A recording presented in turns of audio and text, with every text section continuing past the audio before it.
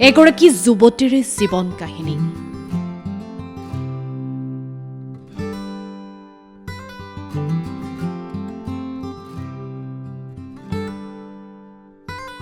এক জীৱন যুদ্ধ।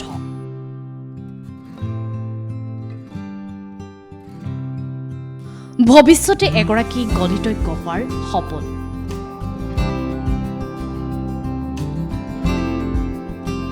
সাত বছৰ ধৰি একেখন আসনতে বহি অতিবাহিত কৰিছে জীৱন। সেই আসনৰ সৈতে এম্বুলেন্সত গৈ কলিয়াবৰ মহাবিদ্যালয়ত পৰীক্ষাত বহিছিল কংকনা।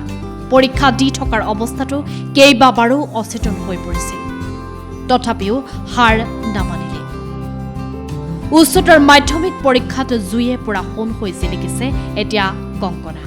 বিগত 7 বছৰ ধৰি একেদৰে একেখন আসনতে বহি জীৱন অতিবাহিত কৰা এগৰাকী যুৱতীৰ জীৱন কাহিনী এয়া। শাৰীৰিক অসুস্থতাৰ বাবে এইদৰে জীৱন কটাব লগা হৈছিল যুৱতীগৰাকীয়ে। যুৱতীগৰাকী হ'ল কলিয়াবৰ ধৰমপুৰৰ কংকনা বৰা। প্ৰচণ্ড ইচ্ছাশক্তি, ধৈৰ্য আৰু একাগ্ৰতা সাৰথি কৰি কংকনাই এইবাৰ অনুষ্ঠিত হোৱা উচ্চতৰ মাধ্যমিক পৰীক্ষাত বিজ্ঞান শাখাত অৱতীৰ্ণ হৈ এটা বিষয়ত লেটাৰসহ প্ৰথম বিভাগত উত্তীৰ্ণ হৈছে। 2010 চনতে ভৰিৰ হাড়ৰ বিষ অনুভৱ কৰিছিল কংকনাই। তাৰ পাছত সৰ্বশৰীৰলৈ বিয়পি পৰিছিল এই বিষ। ভাৰতবৰ্ষৰ বিভিন্ন চিকিৎসালয়ত চিকিৎসা কৰাৰ পাছত কোনো সুফল লাভ নকৰিলে কংকনাই। 2016 চনৰ পৰা এখন নিৰ্দিষ্ট আসনত বহি জীৱন সংগ্ৰাম আৰম্ভ কৰে কংকনাই। একেখন আসনতে বহা হোৱাৰ পৰা আৰম্ভ কৰি সকলো কাম সম্পন্ন কৰে কংকনাই। তথাপিও হাৰ নামানিলে কংকনাই। একেখন আসনত বহি পঢ়া শুনা কৰি, একেখন আসনৰ সৈতে এম্বুলেন্সত গৈ আৰু একেখন আসনতে বহি কলিয়াবৰ মহাবিদ্যালয়ৰ পৰীক্ষাত বহিছিল কংকনাই। পৰীক্ষা দি থকাৰ অৱস্থাতো কেইবাবাৰো অচেতন হৈ পৰিছিল কংকনা। তথাপিও হাৰ নামানিলে কংকনাই। শাৰীৰিক অসুস্থতাক এক প্ৰত্যাহ্বান হিচাপে গ্ৰহণ কৰি দিয়া এই পৰীক্ষাত কংকনাই ইংৰাজীত 60, অসমীয়াত 84, অংকত 73, অৰ্থনীতিত 61, পৰিসংখ্যা বিজ্ঞানত 68 আৰু কম্পিউটাৰ ছায়েন্সত 60 নম্বৰেৰে প্ৰথম বিভাগত উত্তীৰ্ণ হয়। নিজৰ সফলতাক লৈ এতিয়া অত্যন্ত সুখী কংকনা। ভৱিষ্যতে এগৰাকী গণিতজ্ঞ হোৱাৰ আশা মনত পোষণ কৰি ৰাখিছে কংকনাই। এতিয়া গণিত, অৰ্থনীতি বিজ্ঞান আৰু কম্পিউটাৰ ছায়েন্সত স্নাতক পঢ়াৰ মন কংকনাৰ। ইয়াৰ মাজতে অনলাইনৰ জৰিয়তে চাকৰি অথবা ব্যৱসায় কৰি স্বাৱলম্বী হোৱাৰ ইচ্ছাও প্ৰকাশ কৰিছে কংকনাই। প্ৰবল মানসিক দৃঢ়তা, ইচ্ছাশক্তি থাকিলে শাৰীৰিক বাধাগ্ৰস্তই সফলতাত কেতিয়াও হেঙাৰ হ'ব নোৱাৰে, তাৰ এই যেন জ্বলন্ত উদাহৰণ কংকনা। 2019 চনতে মাতৃক অকালতে হেৰুৱাৰ পাছত পিতৃ শিক্ষক গৌতম বৰাই একমাত্ৰ কন্যাৰ পৰিচৰ্যাৰ লগতে সকলো কাম কৰি গৈছে। সমান্তৰালভাৱে কংকনাক পাৰ্যমানে চিকিৎসাও কৰাই আছে। শাৰীৰিক অসুস্থতাক লৈ চিন্তিত নোহোৱা সদা হাস্যমুখী কংকনাৰ সপোনবোৰ পূৰণ হওক, তাকে এতিয়া সকলোৱে কামনা কৰিছে। নিশ্চয়কৈ প্ৰবল মানসিকতা, দৃঢ়তা আৰু ইচ্ছাশক্তি থাকিলে যে শাৰীৰিক বাধাগ্ৰস্ততা হেঙাৰ হ'ব নোৱাৰে বা সফলতাৰ ক্ষেত্ৰত হেঙাৰ হ'ব নোৱাৰে, তাক প্ৰমাণ কৰি দেখুৱালে কংকনাই। আৰু কংকনাক কেন্দ্ৰ কৰি আজি আমি আগবঢ়ালো প্ৰাগ নিউজ ডিজিটেলৰ বিশেষ অনুষ্ঠান ফেচ অফ দ্য ডে।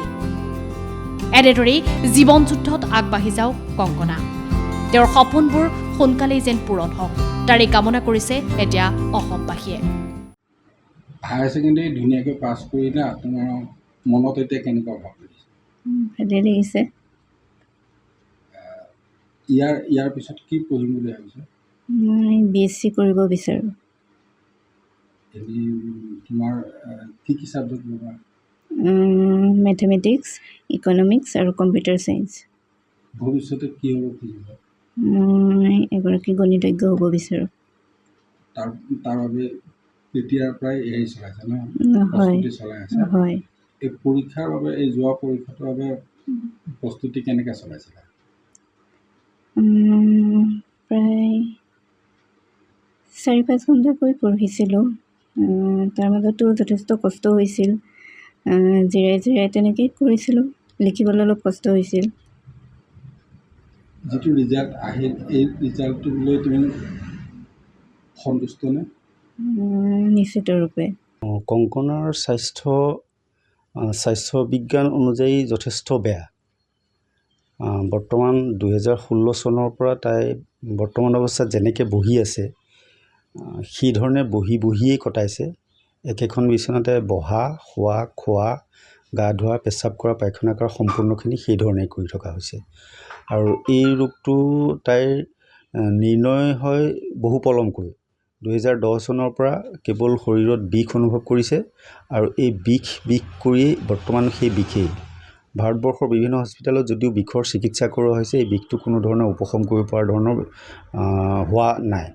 আৰু আজিলৈকে সেই বিষৰ প্ৰতাপতে তাইৰ আটাইখিনি অংগ পতংগ, মূলতঃ হাড়ৰ বিষ যদিও সকলোখিনি জইণ্ট ফিক্স হৈ গৈছে আৰু ফিক্স হৈ যোৱাৰ ফলত তাই হাত ভৰি লৰাব নোৱাৰে, হাতেৰে ভাত খাব পৰাকৈ মুখখন ঢুকি নাপায়, আঁঠুটো ফিক্স হৈ গৈছে, হিপ জইণ্টটো ফিক্স হৈ গৈছে আৰু এই অৱস্থাতে তাই কটাই থাকিবলগীয়া হৈছে। ভিডিঅ' জাৰ্নেলিষ্ট হৰ্ষজ্যোতিৰ সহযোগত কলিয়াবৰৰ পৰা নৃপেন চন্দ্ৰ কেওটৰ ৰিপৰ্ট, প্ৰাগ নিউজ ডিজিটেল।